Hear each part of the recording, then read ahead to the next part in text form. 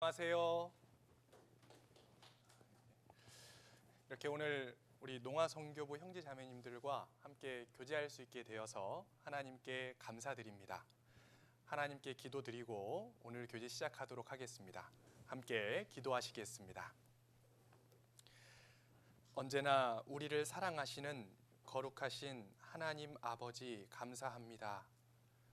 우리를 죄 가운데서 구원해 주시고 하나님의 자녀 삼아 주신 은혜에 진정으로 감사드립니다.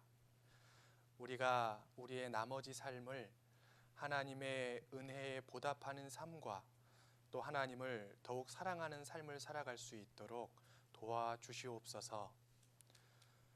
오늘 주일 아침 이렇게 하나님의 말씀으로 함께 교제할 수 있도록 인도하여 주셔서 감사드립니다. 이 가운데 주님께서 함께하여 주시고 또 말씀으로 교훈하여 주시옵소서. 언제나 저희를 사랑하시는 고마우신 예수님 이름으로 감사하며 기도드렸습니다. 아멘. 네, 시작하는 말씀으로 로마서 13장 11절을 보겠습니다. 로마서 13장 11절 앞에 화면을 보시면 됩니다. 로마서 13장 11절. 네, 찾으셨으면 제가 천천히 읽어 내려가겠습니다. 로마서 13장 11절 제가 천천히 읽어 내려가겠습니다. 또한 너희가 이 시기를 알거니와 자다가 깰 때가 벌써 되었으니 이는 이제 우리의 구원이 처음 믿을 때보다 가까웠음이니라. 밤이 깊고 낮이 가까웠으니 그러므로 우리가 어두움의 일을 벗고 빛의 갑옷을 입자. 낮에와 같이 단정히 행하고 방탕과 술 취하지 말며 음란과 호색하지 말며 쟁투와 시기하지 말고 오직 주 예수 그리스도로 옷 입고 정욕을 위하여 육신의 일을 도모하지 말라. 예, 됐습니다. 자, 오늘은 우리가 방금 읽었던 로마서 13장 11절부터 14절까지의 말씀을 가지고 그리스도의 재림을 예비하라 라는 주제를 가지고 하나님이 우리에게 주시는 교훈을 오늘 생각해 보도록 하겠습니다. 자, 우리가 방금 읽었던 로마서 13장 11절부터 말씀을 보면 사도 바울께서 하나님의 재림, 주님의 재림이 얼마 남지 않았다라고 하는 것을 우리에게 교훈하고 있습니다. 특별히 13장 11절에서는 몸의 구원에 대해서 얘기하고 있는데 몸의 구원은 주님이 재림하시면 구원받은 그리스도인이 주님과 같이 신령하고 완벽한 모습으로 변화되는 것을 의미합니다. 자, 그래서 앞에 화면을 보시면 로마서 13장 11절에 또한 너희가 이 시기를 알거니와 자다가 깰 때가 벌써 되었으니 이는 이제 우리의 구원이 처음 믿을 때보다 가까웠음이니라. 자, 사도 바울은 주님께서 재림하실 때가 가까웠다라고 하는 것을 우리가 주님이 오실 때 몸의 구원을 얻고 아름다운 모습으로 변화될 것을 통해서 우리에게 얘기하고 있습니다. 그 다음에 로마서 13장 12절을 보면 밤이 깊고 낮이 가까웠으니 그러므로 우리가 어두움의 일을 벗고 빛의 갑옷을 입자. 이렇게 말씀하고 계시죠.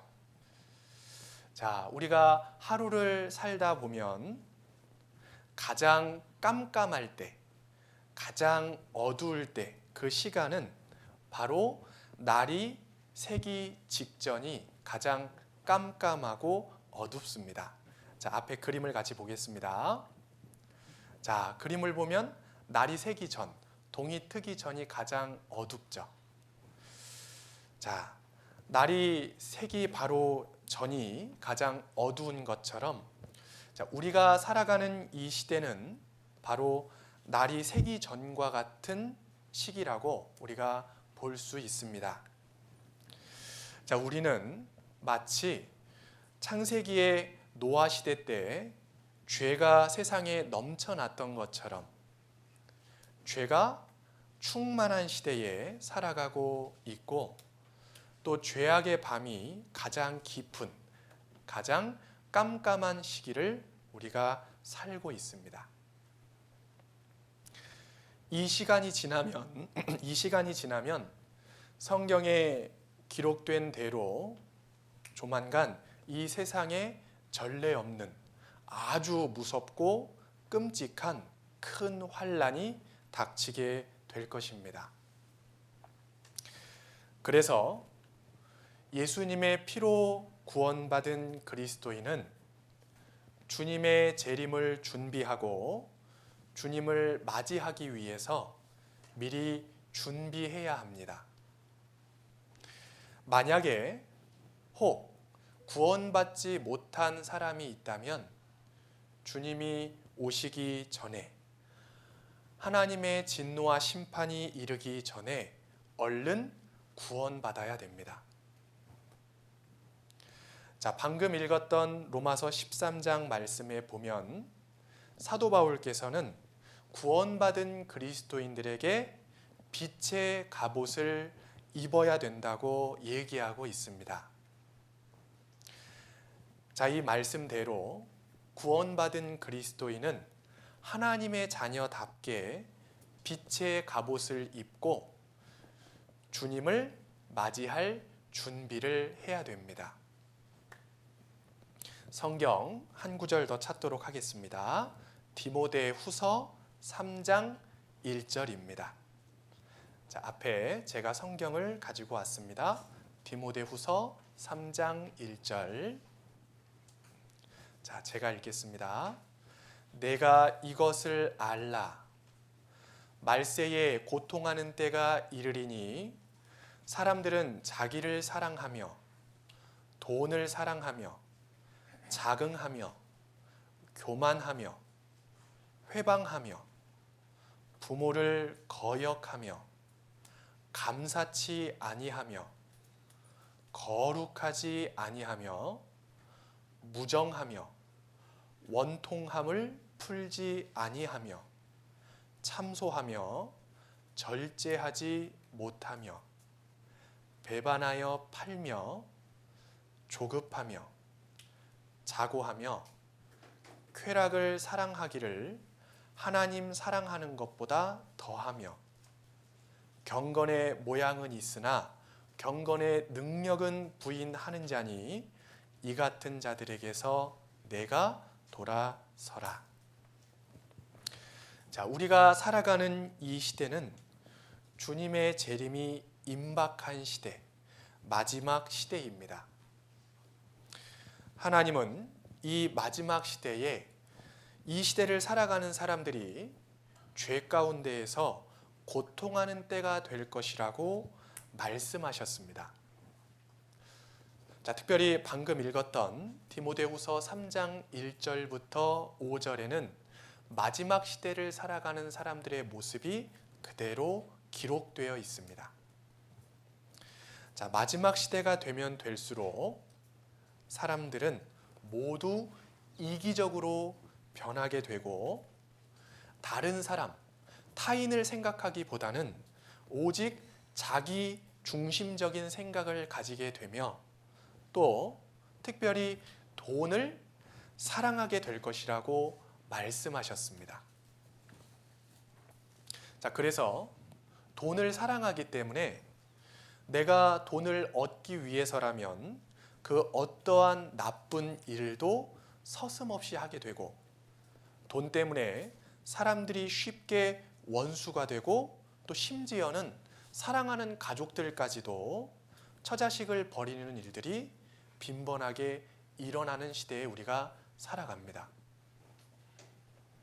자, 하나님이 우리에게 주신 10계명을 보면 10가지 계명 중에 하나님 다음으로 사람과 사람 사이에 지켜야 될 계명 중에 가장 첫 번째가 바로 부모님을 공경하는 것입니다. 자신을 낳아주시고 또 어렵게 길러주신 부모님의 은혜와 사랑을 기억하면 우리는 마땅히 부모님을 공경해야 되죠. 자, 그런데 우리 시대를 살아가는 많은 사람들이 이 부모님의 은혜와 사랑을 기억하기보다는 물질만을 중시하고 그 마음이 높아져서 자기를 낳아주고 길러주신 부모님을 학대하고 또 심지어는 부모님을 죽이는 이런 폐륜 범죄가 벌어지고 있습니다. 자, 이 마지막 시대 사람들의 양심이 무뎌져서 아무렇지도 않게 자기의 양심을 팔고 또 서로를 배반하는 일이 많이 일어나고 있습니다. 오직 자기의 이익만을 위해서 옆에 있는 이웃들을 이용하고 또 자신의 이익을 위해서 처자식을 버리고 또 오직 자기 자신의 잘난 것만을 알고 마음에는 전혀 감사가 없이 사람들이 살아가고 있습니다. 자, 가족과 스승과 이웃에게 내가 은혜를 얻어도 감사하는 마음이 전혀 없고 만족할 줄 모르는 시대가 되어버렸습니다.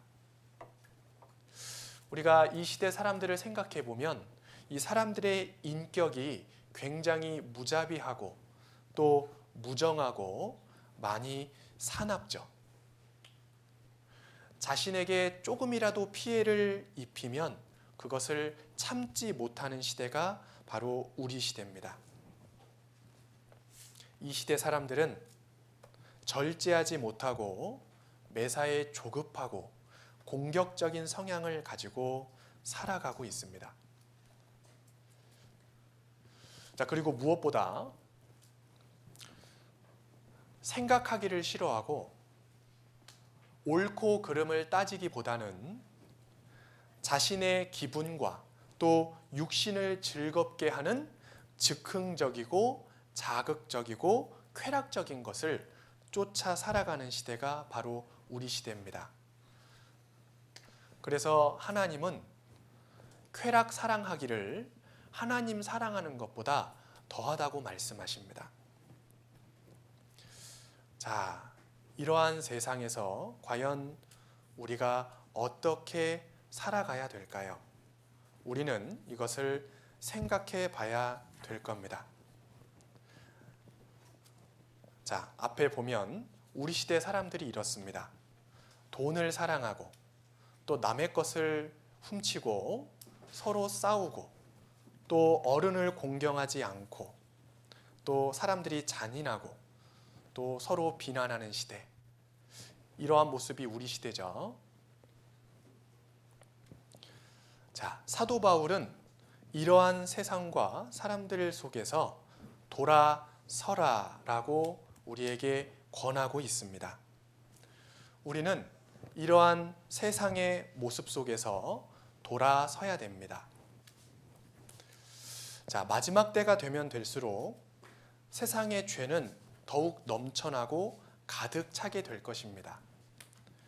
자, 하나님은 이 모든 것을 반드시 심판하실 겁니다.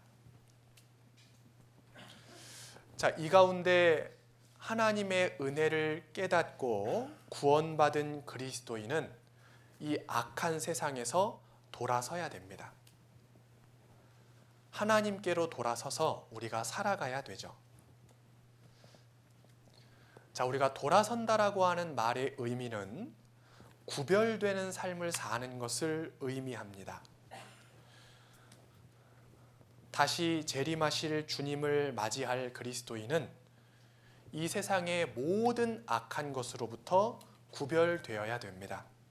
제가 앞에 성경 구절을 가지고 왔습니다. 고린도후서 7장 1절 말씀을 제가 읽겠습니다. 그런즉 사랑하는 자들아, 이 약속을 가진 우리가 하나님을 두려워하는 가운데서 거룩함을 온전히 이루어 육과 영의 온갖 더러운 것에서 자신을 깨끗게 하자. 자, 구원받은 그리스도인은 바로 주님의 신부로서 준비되어진 사람들입니다. 신랑이 되시는 주님께서 곧 오시기 때문에 우리는 거룩함과 순결함으로 신랑 되시는 주님을 맞이할 준비를 해야 됩니다. 자, 만약에 신부가 결혼식을 앞두고 화장도 안 하고 지저분하고 머리는 기름이 떡져 있고 깨끗하게 순결하게 준비되지 않는다면 남편에게 영광이 될 수가 없습니다. 남편이 싫어하겠죠. 자, 도리어 창피할 겁니다. 자, 남편에게 영광이 되려면 신부의 모습이 아름다워야 되죠. 자, 신랑 되시는 주님께 영광이 되려면 신부가 되는 우리 구원받은 그리스도인들은 아름다운 모습으로 순결하고 거룩한 모습으로 준비되어야 됩니다. 그래서 여기 고린도후서에 육과 영의 온갖 더러운 것에서 자신을 깨끗게 하자, 구별되자, 이렇게 교훈하고 있는 겁니다. 자, 성경 한 구절을 더 보도록 하겠습니다.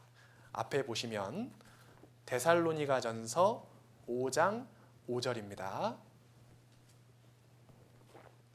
데살로니가전서 5장 5절. 5절부터 제가 천천히 읽어 내려가겠습니다. 너희는 다 빛의 아들이요 낮의 아들이라. 우리가 밤이나 어두움에 속하지 아니하나니 그러므로 우리는 다른 이들과 같이 자지 말고 오직 깨어 근신할지라. 자는 자들은 밤에 자고 취하는 자들은 밤에 취하되 우리는 낮에 속하였으니 근신하여 믿음과 사랑의 흉배를 붙이고 구원의 소망의 투구를 쓰자. 자, 방금 읽었던 데살로니가전서 5장 5절부터 말씀을 보면 너희는 다 빛의 아들이요 낮의 아들이라 이렇게 말씀하고 계십니다. 자, 하나님은 빛이십니다. 성경에 보면 하나님은 빛이라고 말씀하고 계십니다. 앞에 요한일서 1장 5절 말씀을 보면 우리가 저에게서 듣고 너희에게 전하는 소식이 이것이니 곧 하나님은 빛이시라. 그에게는 어두움이 조금도 없으시니라. 이렇게 말씀하고 계십니다. 자, 하나님은 빛 자체, 빛이신 분이십니다. 그래서 하나님의 자녀가 되는 구원받은 그리스도인은 빛의 아들이자 낮의 아들이 되는 겁니다. 자, 구원받은 그리스도인의 아버지가 되시는 하나님이 빛이시기 때문에 구원받은 그리스도인들, 하나님의 자녀도 바로 빛의 자녀가 되는 것이죠. 자, 그런데 우리가 생각해 보면 원래 우리는 하나님 앞에 진노의 자녀이자 어두움의 자녀들이었습니다. 원래 빛의 자녀가 아니었죠. 죄를 물마심같이 짓다가 영원한 지옥, 멸망 가운데 떨어져야 할 운명에 있던 사람들이었습니다. 자, 그런데 예수님의 십자가의 공로, 그 피의 공로로 인해서 우리가 구원을 받음으로 인해 이제는 어두움에서 해방되어서 빛의 자녀, 빛의 아들이 된 것입니다. 하나님의 사랑 그리고 예수님의 은혜로 인해서 어두움의 자녀이었던 우리가 이제는 빛의 자녀가 된 겁니다.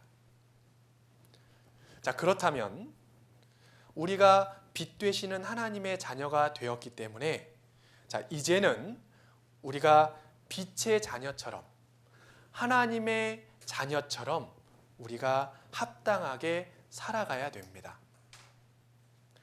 이제는 어두움의 자녀처럼 살아가는 것이 아니라 빛의 자녀처럼 하나님 앞에 합당하게 사는 것이 필요합니다.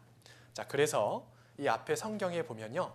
에베소서 5장 8절에 너희가 전에는 어두움이더니 이제는 주 안에서 빛이라 빛의 자녀들처럼 행하라 이렇게 말씀하고 계십니다. 전에는 어두움이더니 이제는 빛이라. 자, 구원받은 그리스도인은 이제 어두움의 자녀에서 빛의 자녀가 되었기 때문에 이 죄가 가득 찬 이 세상에서 우리가 빛의 자녀처럼 살아가야 합니다. 우리가 빛의 자녀처럼 살아가야 돼요. 자, 그렇다면 우리가 빛의 자녀처럼 사는 것이 어떠한 삶인가? 그것이 성경에 기록이 되어 있습니다. 앞에 보시면 데살로니가전서 5장 6절에 보면 그러므로 우리는 다른 이들과 같이 자지 말고 오직 깨어 근신할지라. 자, 여기 보면 근신하라고 말씀하십니다. 근신하는 삶이 빛의 자녀처럼 살아가는 삶이죠. 자, 그렇다면 도대체 근신이 무엇입니까? 우리가 근신의 의미를 알아야 되는데, 자, 근신이라는 단어를 쉽게 풀어 얘기하면 절제하는 생활이다. 이렇게 우리가 생각해 볼 수 있습니다. 앞에 보시면 근신은 절제하는 생활이다. 자, 이 절제, 내가 가진 시간, 또 내가 가진 물질 뿐만 아니라 내가 가지고 있는 모든 것을 내가 절제하고 또 절제해서 하나님의 자녀로서 합당하게 단정하게 살아가는 것이 바로 근신입니다. 자, 만약에 우리가 술 취하고 방탕한 모습으로 주님을 맞이한다면 주님은 슬퍼하실 거예요. 우리는 근신하는 삶으로 모든 것을 절제하며 주님이 오시기를 기다리고 준비해야 될 겁니다. 자, 절제하지 않는 삶을 살아가면 그 삶은 방탕하게 되어 있습니다. 내가 아무렇게나 절제하지 않고 내가 하고 싶은 것을 하고 내가 생각하는 것을 하고 살아간다면 나의 삶은 방탕하게 되어 있어요. 그래서 우리는 우리의 삶이 방탕해지지 않도록 절제하는 삶, 근신하는 삶을 살아가야 될 겁니다. 자, 성경에 주님은 다시 오시겠다고 말씀하셨습니다. 예수님께서 승천하실 때 가신 그대로 다시 오시겠다고 말씀하셨거든요.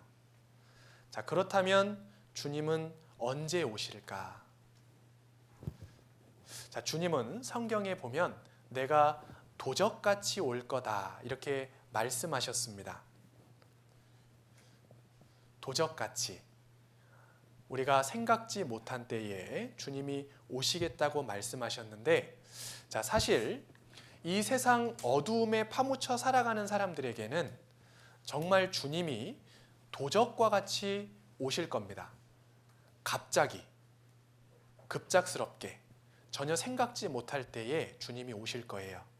자, 그런데 구원받은 그리스도인들, 예수님의 피로 구원받은 그리스도인들, 성령의 인도하심을 받는 그리스도인들에게는 결코 주님이 도적같이 오시지 않습니다.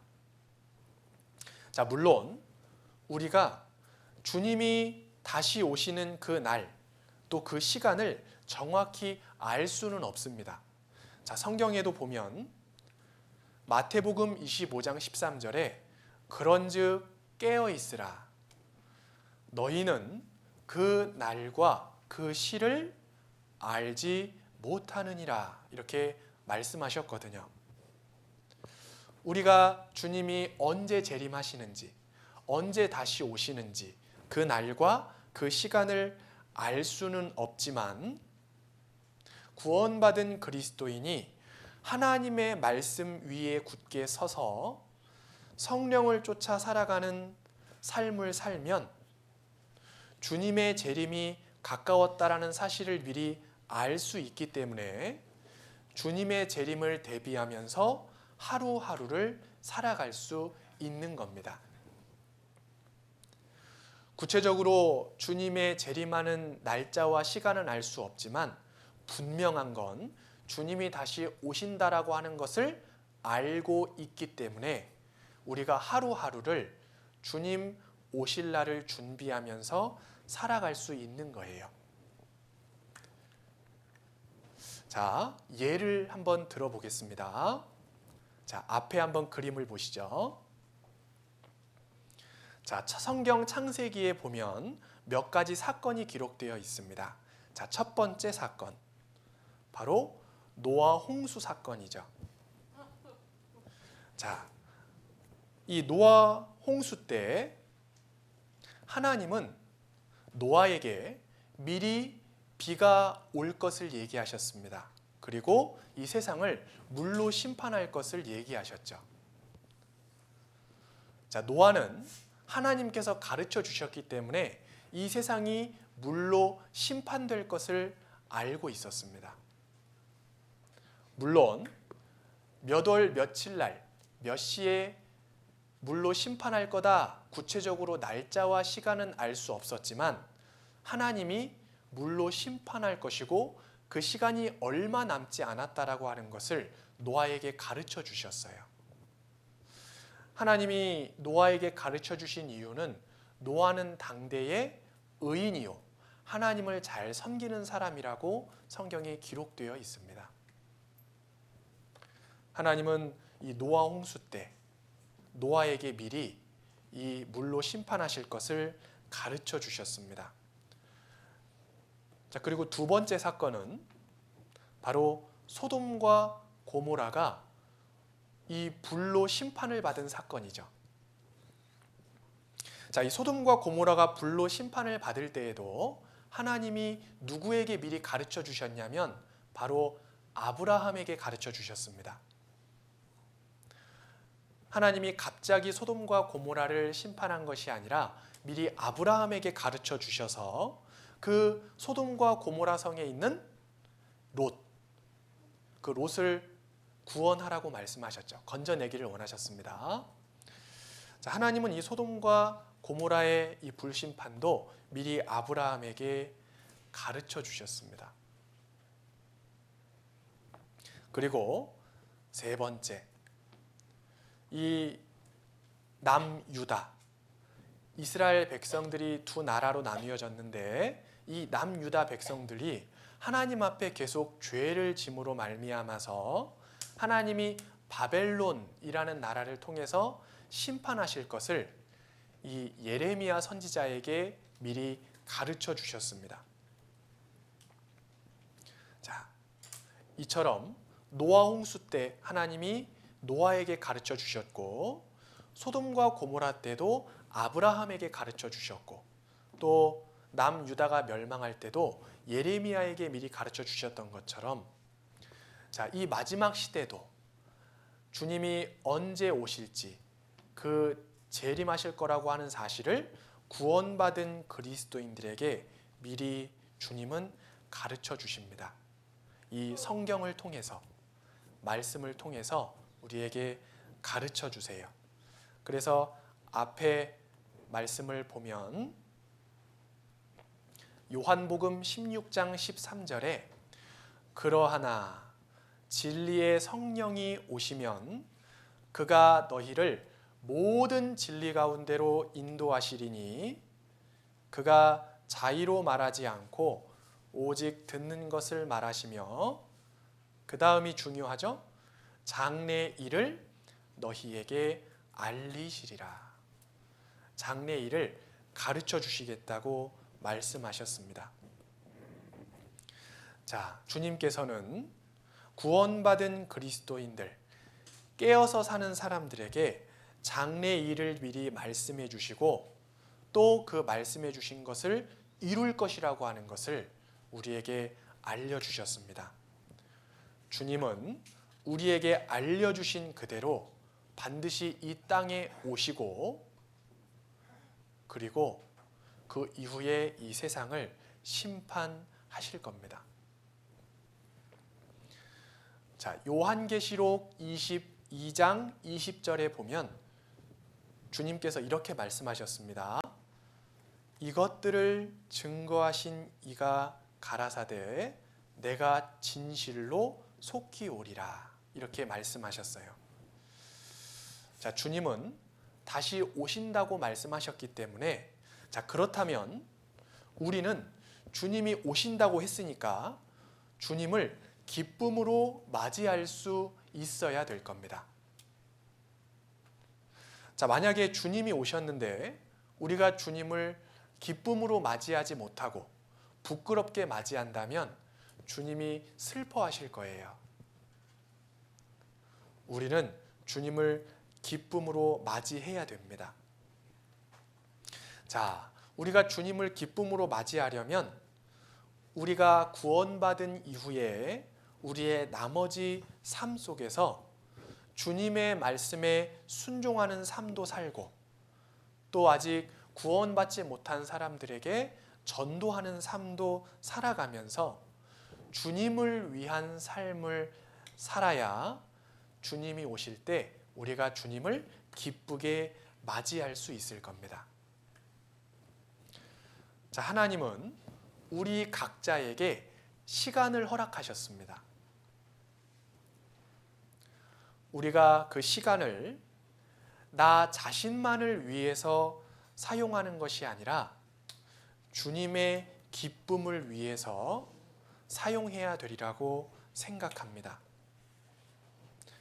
우리가 주님을 위해서 우리의 나머지 생애를 살면 주님을 맞이하는 그날 주님께서 우리를 기쁨으로 맞아주시고 우리도 주님을 정말 즐거운 마음, 기쁜 마음으로 맞이할 수 있을 거라고 생각합니다. 자, 그렇다면 우리가 우리의 나머지 생애를 구체적으로 어떻게 살아야 될까?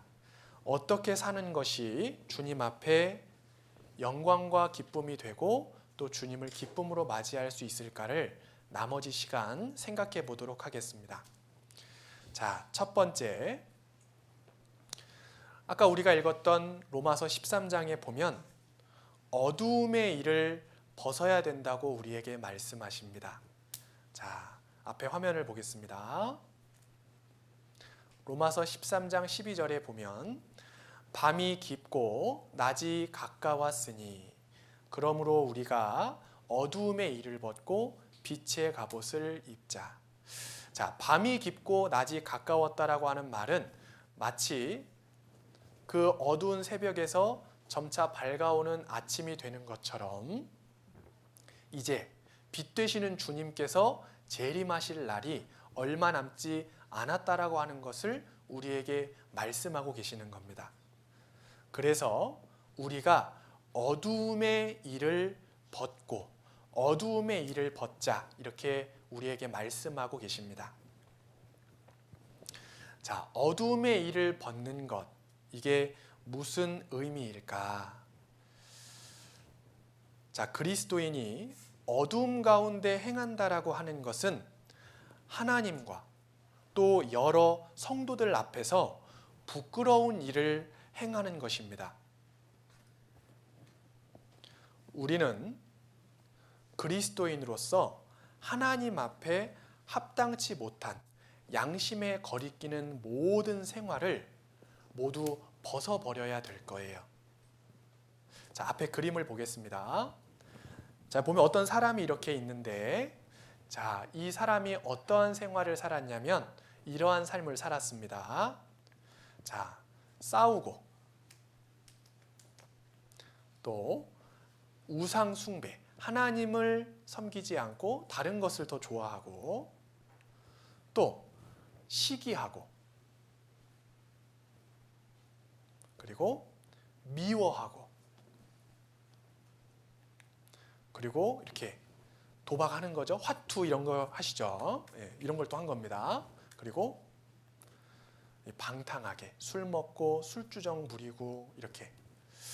자, 혹시 구원받은 그리스도인이 우리의 삶 속에 이러한 모습이 있다면 우리는 이러한 모든 모습들을 벗어버려야 될 거예요. 이렇게 버려야 될 겁니다. 그리고 하나님 앞에 이렇게 기쁘게 살아가야 될 거예요.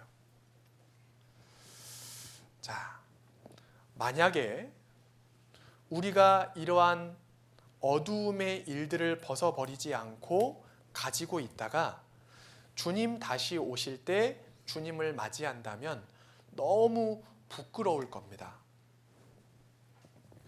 나의 마음과 생활 속에 있는 도덕적인 죄들 뿐만 아니라 하나님 앞에 불순종한 모든 죄들을 우리가 벗어버려야만이 하나님을 기쁨으로 맞이할 수 있을 겁니다. 우리는 머지않아 주님의 영광에 참여할 사람이기 때문에 우리의 마음과 생활을 날마다 깨끗하게 그리고 거룩하게 단정하게 해야 될 겁니다. 하나님의 말씀을 듣고 매일 기도하는 가운데 나의 삶 속에 어두움의 일들, 아까 미워하고 시기하고 싸우고 했던 이러한 모습들을 모두 버리고 하나님 앞에 거룩하게 깨끗한 모습으로 살아가야 될 겁니다. 자, 그리고 두 번째는 바로 빛의 갑옷을 입어야 한다입니다. 빛의 갑옷을 입어야 한다. 자, 성경 구절을 이어서 보겠습니다. 로마서 13장 12절 제가 읽겠습니다. 밤이 깊고 낮이 가까웠으니 그러므로 우리가 어두움의 일을 벗고 빛의 갑옷을 입자. 자, 두 번째는 바로 빛의 갑옷을 입어야 합니다. 자, 제가 처음에 그리스도인은 하나님이 빛이시기 때문에 하나님의 자녀인 그리스도인도 바로 빛의 자녀라고 말씀드렸습니다. 자, 우리는 모두 빛의 자녀죠. 자, 그렇다면 우리는 이제 어두움의 일들을 모두 벗어버리고 부끄러운 것들, 죄들 이걸 벗어버리고 이제는 빛의 갑옷을 입고 살아가야 됩니다. 자, 과연 이 빛의 갑옷을 입는다라고 하는 말이 도대체 무슨 말입니까? 궁금하실 텐데, 자, 빛의 갑옷을 입는다라고 하는 말은, 자, 먼저는 우리의 삶 가운데 있는 더러운 죄들, 아까 제가 보여드렸죠. 미워하고 싸우고 또 시기하고 하는 그 모든 것들을 우리가 벗어버리고 이제는 하나님 앞에 하나님의 말씀에 순종하는 삶을 의미합니다. 이제는 우리가 나의 생각대로, 내 마음대로, 내가 하고 싶은 대로, 내가 원하는 대로 살아가는 것이 아니라 하나님의 말씀을 듣고 그리고 그 말씀대로 순종하여 살아가는 것이 바로 빛의 갑옷을 입고 살아가는 겁니다. 자, 우리가 하나님의 말씀대로 순종하면 하나님은 빛이시기 때문에 우리가 빛 가운데서 살아갈 수가 있습니다. 자, 앞에 그림을 보면 자, 빛의 갑옷. 자, 죄를 버리고 하나님의 말씀에 순종하면서 빛 가운데서 살아가는 삶. 자, 이것을 빛의 갑옷을 입었다 이렇게 표현하는 것입니다. 자, 그런데 여기 보면 이 갑옷이라고 되어 있죠. 빛의 갑옷. 자, 이 갑옷은 군인이 입는 옷입니다. 전쟁할 때 군인이 이 갑옷을 입죠. 자, 군인이 이 갑옷을 입는 이유는 적의 화살과 창, 칼로부터 자기의 생명을 지키기 위해서 이 갑옷을 입는 겁니다. 자, 마찬가지로 자, 구원받은 그리스도인이 빛의 갑옷을 입고 빛 가운데서 살아가면 마귀의 공격으로부터 나를 지킬 수 있습니다. 자, 마귀는 구원받은 그리스도인들에게 이 신앙생활을 잘 하지 못하도록 계속 공격합니다. 자, 구원받는 것을 막지 못했기 때문에 교회를 나가지 못하도록, 말씀을 읽지 못하도록, 기도를 하지 못하도록, 교제를 하지 못하도록 계속 우리를 공격합니다. 우리가 이러한 공격으로부터 보호를 받을 수 있는 방법은 바로 빛의 갑옷을 입는 겁니다. 내가 죄를 버리고 하나님의 말씀에 순종하고 그리고 빛 가운데서 살아갈 때 마귀의 공격으로부터 내가 보호를 받을 수 있는 겁니다. 자, 그리스도인은 빛의 갑옷을 입고 낮에 행하는 사람처럼 단정하고 깨끗하게 살아가야 될 겁니다. 그리고 빛의 갑옷을 입고 주님을 기다리면서 주님을 맞이할 준비를 해야 될 겁니다. 자, 구원받은 그리스도인의 삶은 항상 조심스러워야 됩니다. 내가 무엇을 하든지 항상 조심스러워야 돼요. 내가 이 일을 할 때 혹시라도 나의 삶 속에 육신을 따라서 행하게 되지는 않을까? 혹은 성령을 거스려 행하지는 않을까? 혹은 하나님의 말씀에 불순종하는 것은 아닐까? 혹은 내가 죄에 물들지는 않을까? 이런 조심스러운 삶이 필요합니다. 자, 만약에 우리가 주의하고 조심스러운 삶을 살지 않으면 우리는 금방 나의 마음이 해이해집니다. 나의 마음이 해이해지면 하나님의 말씀에 순종해서 살아가는 것이 아니라 내 마음대로, 내 생각대로 살아가려고 그러겠죠.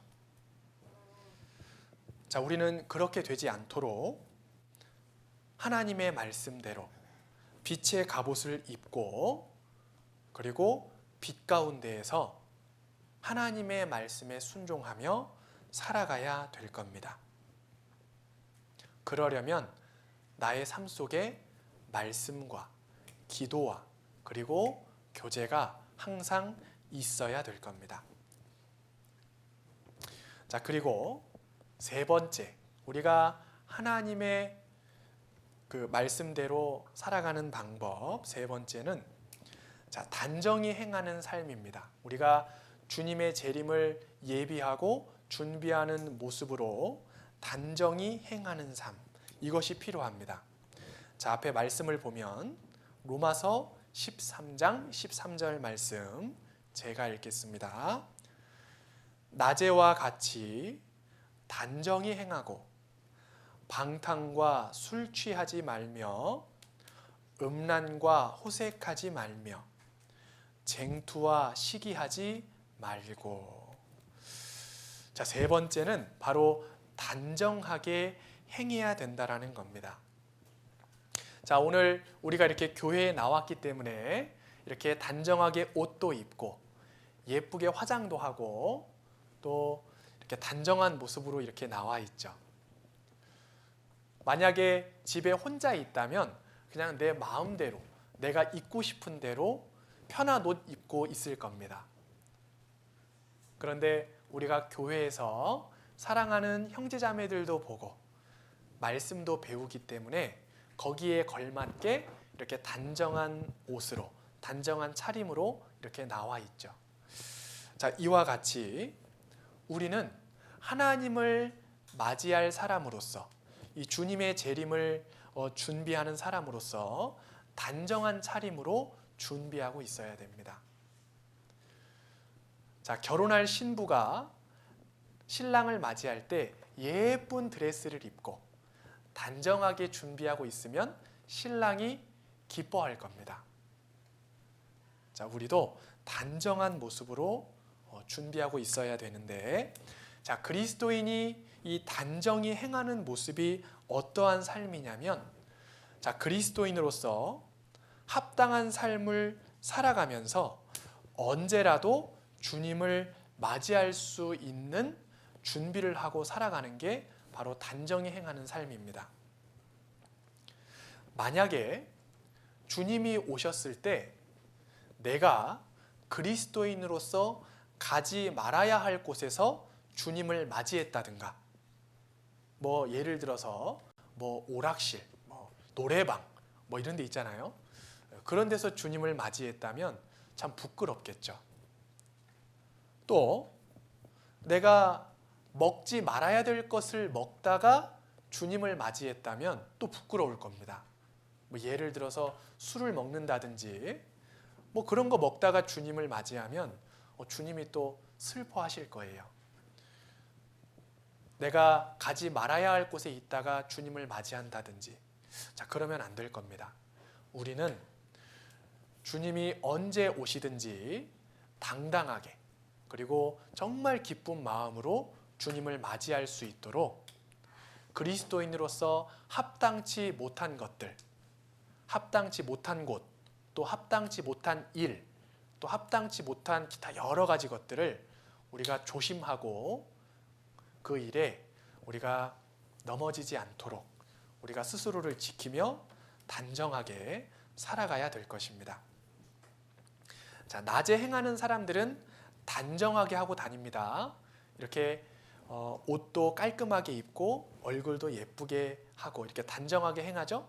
마찬가지로 구원받은 그리스도인도 주님을 맞이해야 될 사람으로서 우리가 항상 단정한 삶을 살아야 될 겁니다.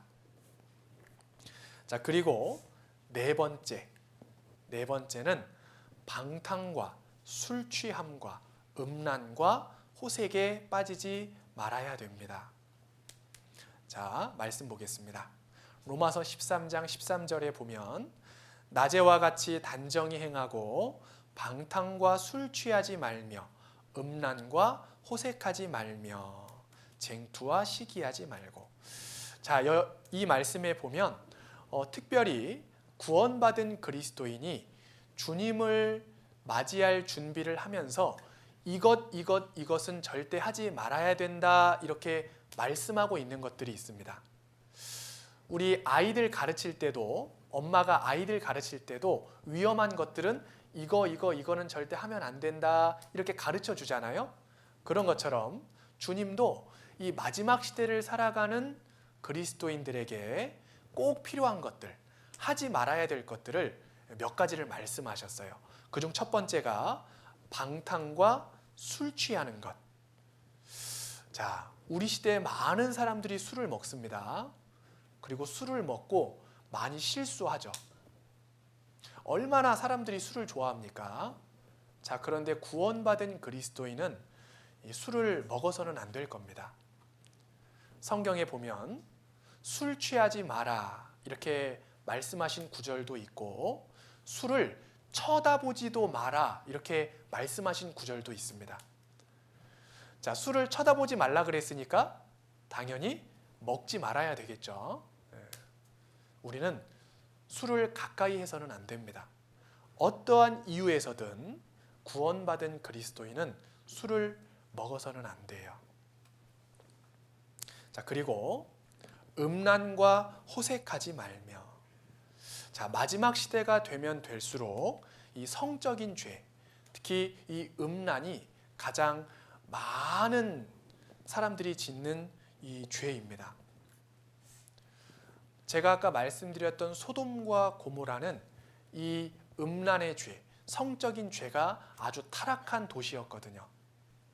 자, 이 음란죄는 하나님이 보시기에 가장 미워하는 죄입니다. 하나님이 이 음란의 죄를 너무너무 미워하세요. 자, 그래서 구원받은 그리스도인이 이 음란의 죄를 짓기를 하나님은 원하지 않습니다. 왜? 너무너무 하나님이 미워하는 죄이기 때문에, 또 더러운 죄이기 때문에. 만약에 우리 집 아이가 화장실에서 변기를 만지면서 막 더러운 것을 만지면 얼른 그거 만지지 말라고 엄마가 할 거 아니에요? 더러우니까 만지지 말라고 하는 겁니다. 마찬가지로 하나님은 이 음란의 죄를 가장 더럽게 보시고 또 미워하시기 때문에 특별히 구원받은 그리스도인이 주님을 기다리는 모습 속에서 이 음란죄는 짓지 말아야 된다. 이 음란은 사람의 인격을 망가뜨리는 아주 치명적인 죄입니다.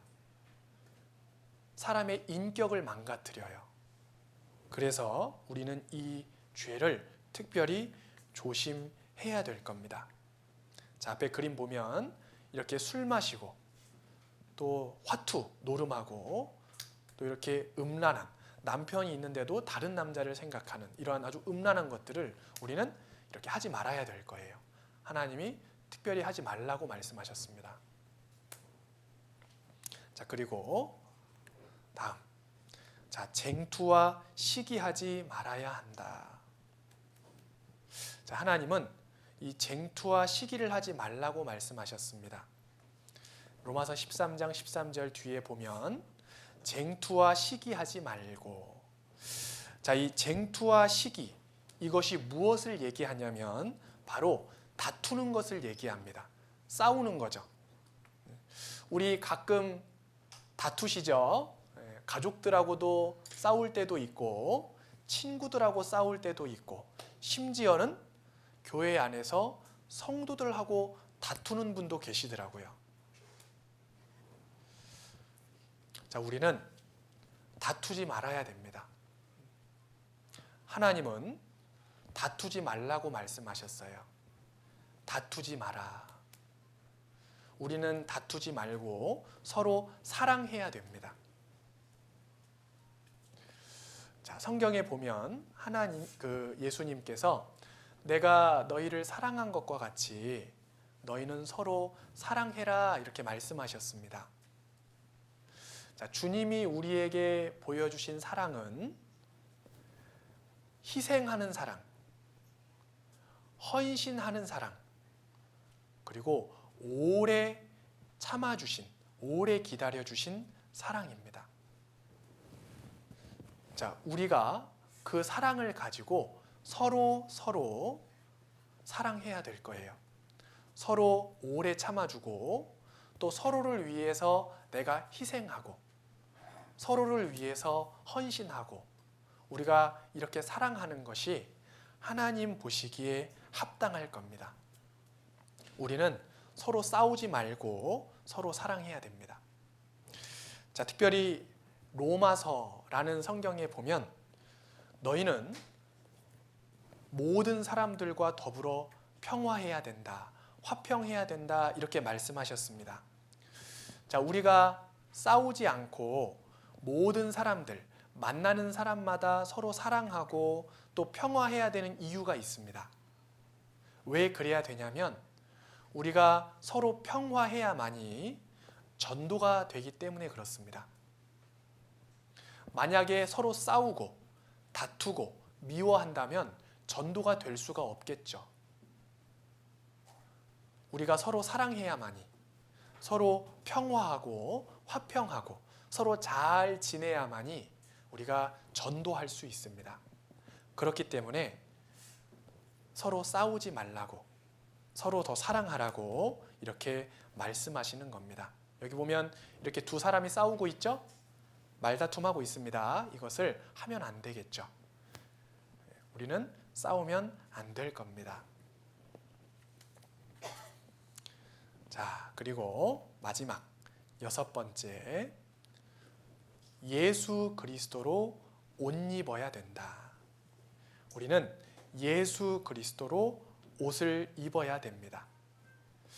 자, 여기 보면 로마서 13장 14절에 오직 주 예수 그리스도로 옷 입고 정욕을 위하여 육신의 일을 도모하지 말라, 이렇게 말씀하셨습니다.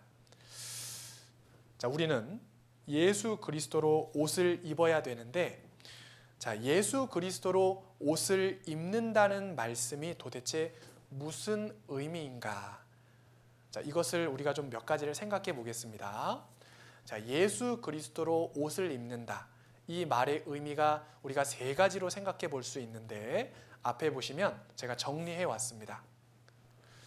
자, 예수 그리스도로 옷 입다라고 하는 것을 세 가지로 우리가 생각해 보면, 자, 첫 번째는 그리스도와 하나가 되는 겁니다.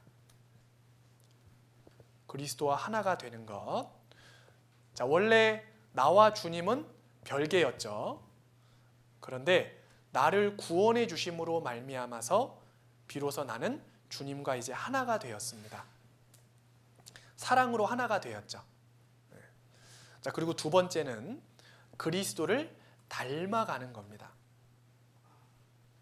자, 자녀는 부모를 닮아가게 되어 있습니다.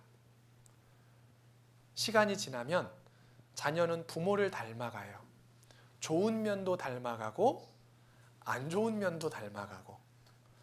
자, 우리는 우리의 아버지 되시는 주님을 닮아가야 될 겁니다. 자, 그리고 세 번째는 그리스도 안에 나 자신을 감추고 그리스도만 나타나는 것. 자, 이것을 조금 쉽게 얘기하면 나의 생각, 나의 뜻을 접고 하나님의 뜻대로 내가 사는 것이다. 이렇게 우리가 생각해 볼 수 있습니다. 자, 내가 그리스도로 옷을 입으면 나는 이제 주님과 하나가 돼요. 내가 주님 안에 있고 그리고 내 안에 주님께서 계십니다. 우리가 구원받을 때 내 안에 성령께서 들어와 계신다고 말씀하시잖아요. 이제 내 안의 주인은 주님이십니다. 내가 그 안에, 또 주님께서 내 안에, 내가 주님과 하나가 됩니다.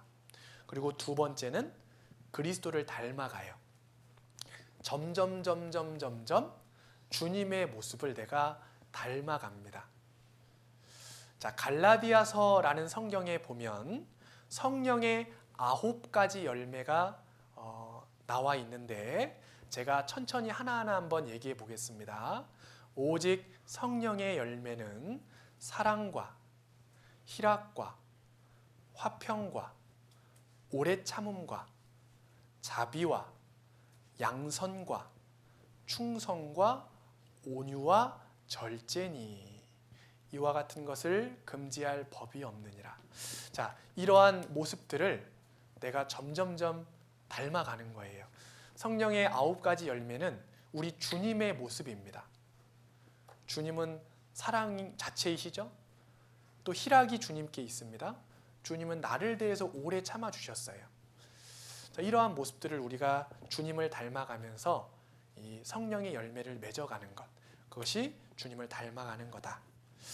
그리고 우리가 주님 안에 내가 감추어지는 것이라고 말씀드렸는데, 앞에 성경 구절을 하나 더 보겠습니다.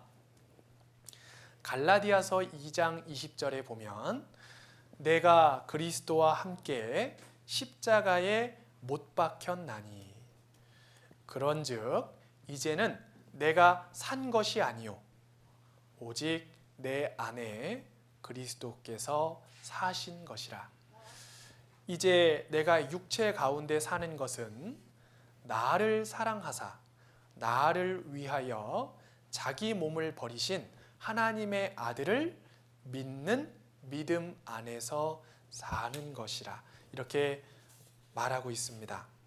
자, 사도 바울은 이 갈라디아서에 이제는 내가 사는 게 아니라 오직 내 안에 그리스도께서 사는 것이라고 고백하고 있습니다. 구원받기 전에 나의 삶의 주인은 나였죠. 구원받기 전에 나의 삶의 주인은 나였습니다. 그래서 내 마음대로, 내 생각대로, 내 뜻대로, 내가 원하는 대로 살았지만 이제는 내가 죽고 구원받은 이후에 하나님의 뜻대로 내가 순종하면서 살아가는 겁니다. 자, 그래서 이제 내 생각이 아니라 하나님의 생각대로, 또 내 뜻이 아니라 하나님의 뜻대로 이렇게 살아가는 것이 바로 예수 그리스도로 옷을 입는 거다. 이걸 우리가 생각해 볼 수 있습니다. 자, 그래서 요한 1서 성경에 보면 2장 6절에 저 안에 거한다 하는 자는 그의 행하시는 대로 자기도 행할지니라. 이렇게 말씀하셨어요. 자, 우리는 그리스도로 옷 입고 그리고 이제는 그리스도의 인격을 가지고 그리스도를 본받는 삶을 살아야 됩니다. 우리의 삶이 정말 이 주님의 사랑 안에서 이 주님의 사랑 안에 있죠? 이 주님의 사랑 안에서 살아가는 거예요. 그리스도로 옷을 입고. 자, 우리가 그냥 나 구원받았습니다 이렇게 말로만 할 것이 아니라 실제적으로 나의 삶 가운데 구원받았다라고 하는 삶의 모습이 드러나야 될 겁니다. 그래서 이 앞에 그림을 보면 이렇게 성경도 읽고 또 기도도 하고 또 더욱 주님을 사랑하는 모습. 자, 이러한 모습을 갖는 것이 그리스도로 옷을 입는 삶이다. 이렇게 우리가 생각해 볼 수 있습니다. 자, 오늘 우리가 로마서 13장 말씀을 가지고 그리스도의 재림을 예비하라라는 주제로 좀 생각해 보았습니다. 자, 주님은 성경에 말씀하신 대로 곧 오십니다. 주님의 재림이 얼마 남지 않았습니다. 마치 날이 밝아오기 전에가 가장 어두운 것처럼 우리 시대가 죄가 가득 찬 시대고 이제는 주님이 약속하신 그대로 곧 오실 겁니다. 자, 과연 우리가 어떠한 모습으로 살아가야 될까요? 그리고 어떠한 모습으로 주님을 맞이해야만 될까요? 오늘 로마서 13장 말씀을 가지고 우리가 어떠한 모습으로 살아가야 되는지 구체적으로 몇 가지를 생각해 보았습니다. 자, 이것을 우리 마음 가운데 새기고 그리고 잊지 말고 우리가 꼭 주님의 말씀에 순종하는 삶을 살아가면서 언제든 주님이 오셨을 때 나를 칭찬해 주시고 너무 잘했다고 이렇게 우리가 칭찬을 들을 수 있는, 그리고 우리도 주님을 기쁨으로 맞이할 수 있는 그리스도인으로서 살아갔으면 좋겠습니다. 함께 기도하고 마치도록 하겠습니다. 함께 기도하시겠습니다. 언제나 우리를 사랑하시는 거룩하신 하나님 아버지 감사합니다. 오늘 우리 농아선교부 형제자매님들과 함께 그리스도의 재림을 예비하라 라는 주제로 함께 생각해 보았습니다. 우리가 주님 안에서 주님 오실 날을 바라보며 합당한 삶을 살아갈 수 있도록 도와주시고, 또 주님이 언제 오시든지 주님을 기쁨으로 맞이할 수 있는 사람이 될 수 있도록 도와주시옵소서. 오늘 함께하여 주신 주님의 은혜에 감사드립니다. 언제나 저희를 사랑하시는 고마우신 예수님 이름으로 감사하며 기도드렸습니다. 아멘. 네, 수고하셨습니다.